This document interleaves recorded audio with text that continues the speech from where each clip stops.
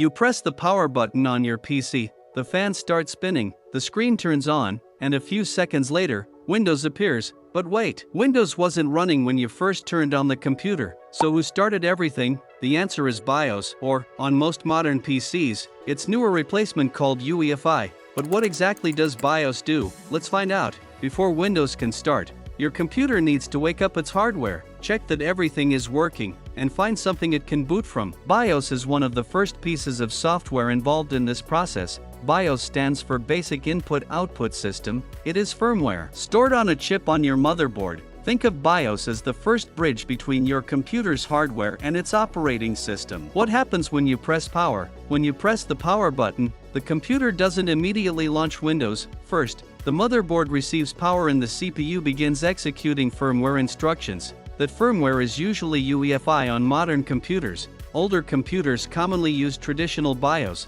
For simplicity, we'll call this firmware BIOS throughout the video. So now the question is, what does BIOS do first? BIOS wakes up the hardware. The firmware begins initializing important hardware. It needs to communicate with components such as the CPU, RAM, keyboard, storage drives, and other hardware connected to the motherboard. But BIOS doesn't just assume everything is working. It checks. This brings us to one of the most important steps, post. What is post? Post stands for Power On Self-Test. It's basically a quick hardware check performed during startup. The computer checks things like, do I have working RAM? Can I initialize the CPU? Is the basic hardware responding? If everything looks good, the startup process continues. But if something important fails, your computer might display an error message, show diagnostic LEDs, or produce beep codes. That's why sometimes a computer can turn on, but you don't get a normal Windows screen. The problem may have happened before Windows even had a chance to start. BIOS settings. BIOS or UEFI also provide settings that control how your computer starts. For example, you can configure things like boot order, CPU and memory settings, hardware options, security settings, and other motherboard features. But there's an important difference between BIOS and UEFI. BIOS versus UEFI. Traditional BIOS is older firmware technology. Modern computers mostly use UEFI, Unified Extensible Firmware Interface. UEFI can provide features such as a graphical interface, support for modern storage configurations, secure boot, and support for newer hardware and operating systems. So when people say BIOS today, they often mean the firmware interface of the motherboard, even though the computer may technically be using UEFI. How does it find Windows? Now the hardware has been initialized. Post is complete, but Windows still isn't running.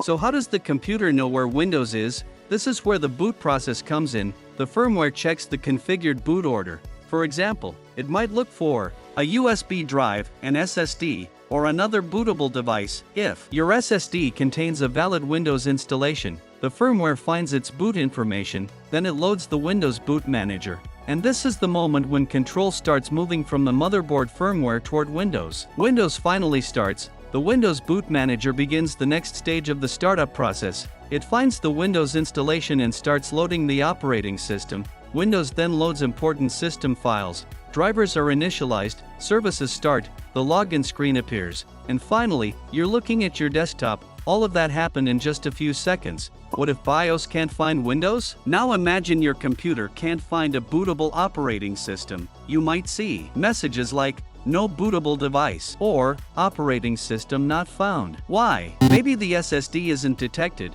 Maybe the boot order is wrong. Maybe the boot files are damaged. Or maybe the drive has failed. And notice something important. The computer can still reach this error without Windows starting. That's because the firmware is running before Windows. The whole process. So let's put everything together. You press the power button, the motherboard powers up, the CPU begins executing firmware. BIOS or UEFI initializes the hardware. Post checks important components. The firmware checks the boot order. It finds the bootable drive. Windows Boot Manager starts. Windows loads its files and drivers. And finally, you see your desktop. So the next time you turn on your PC, remember, Windows isn't the first thing that starts. Before Windows appears, your computer's firmware has already been working behind the scenes. It wakes up the hardware, checks the system, finds the boot device, and hands control over to Windows. BIOS or UEFI is basically the computer's startup manager. If you learned something new, Subscribe to Byteboard for more simple technology explained with whiteboard-style visuals, and in the next video, we can go even deeper into what actually happens when Windows starts loading. See you in the next one.